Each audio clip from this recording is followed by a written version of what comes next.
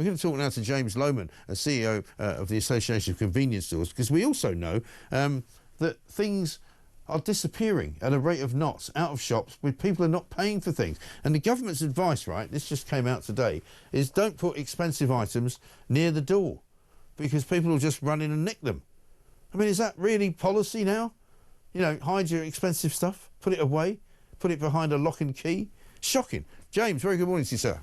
Good morning, mate. Nice to talk to you. I mean, we've reached some point, haven't we, when this is the government advice, is, you know, if you've got anything that's worth a few quid, don't put it anywhere near a door because somebody might walk out with it.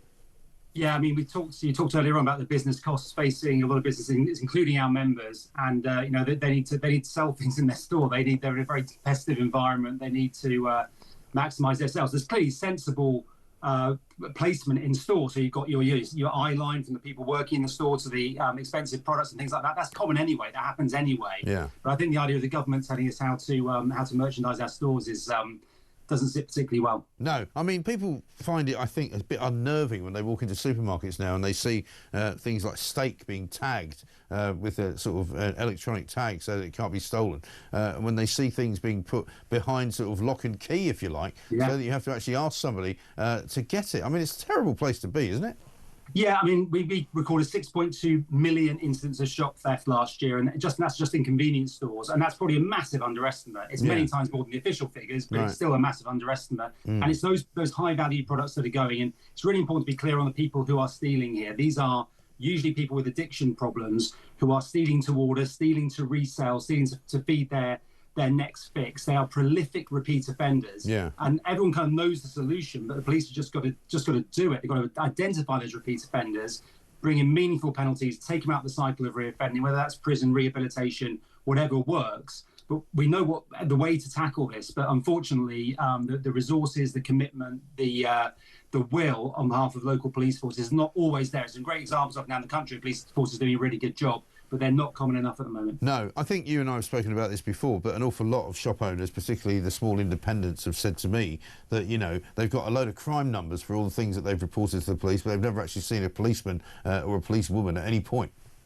Yeah, absolutely. And our first advice to members is always report crime. And that still is the advice. It's still what we need to do. Because if you don't report it, you can't identify those prolific repeat offenders and you can't make a dent on the problem. But equally, I know there's a huge frustration from our members who say, well, we do report crime. Nothing happens. We get no feedback. And nothing happens as a result. So it's really important to report every crime. But the onus is on the police here. The police have got to investigate every crime. It's not even actually about coming out every time there's shop theft. I think we understand that's not going to happen every single time, particularly if the offender's already left and that's the situation. But they've got to investigate. If you don't investigate, you can't possibly make a dent on this massive problem for society. Yeah, and also, like a lot of these problems, which are sort of vaguely antisocial as much as they are criminal, you know, a lot of people are doing it because they know they won't be punished. If people realise that there's a risk that they might actually be arrested and they might actually be sentenced to some jail time, they probably will stop doing it because, you know, it's a chicken and egg situation, isn't it? If you tell people that they're never going to be punished and nobody's going to bother chasing them and nobody's ever going to bother hauling them in front of the police or in front of a court, then of course they're not going to be worried about it. And so that's why I think, you know, we need to show that there is some kind of justice that will fall upon you if you try and steal from a shop.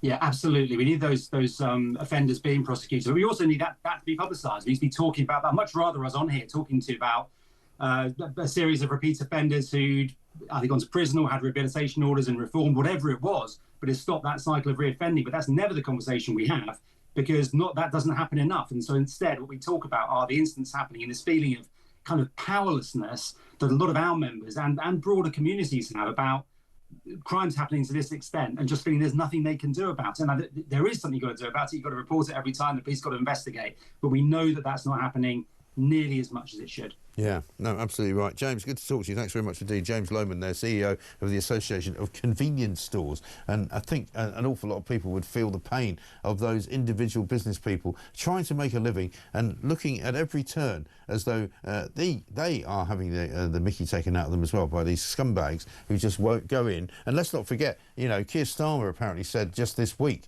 he would not refer to shoplifters as scumbags. That would not be the language he would choose.